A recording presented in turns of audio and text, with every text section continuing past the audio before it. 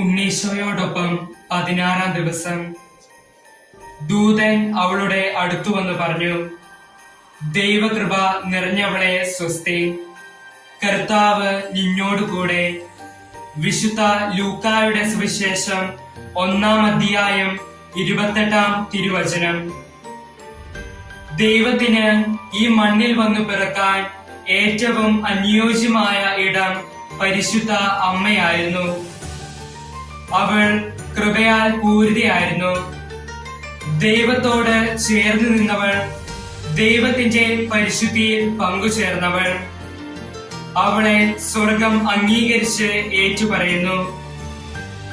ദൈവത്തോട് പങ്കുചേരുമ്പോഴാണ് ദൈവത്തിന്റെ വിശുദ്ധിയിലും പൂർണ്ണതയിലും പങ്കുചേർന്ന് കൃപാപൂർണരാകാൻ സാധിക്കുക.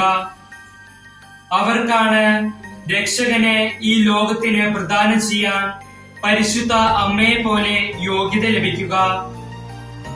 ഈ ക്രിസ്മസ് ദിനത്തിൽ സ്വർഗം സന്തോഷിക്കുന്ന വിശുദ്ധിയിൽ പങ്കുചേർന്ന് ഉണ്ണീശോയെ നമുക്ക് സ്വന്തമാക്കാം.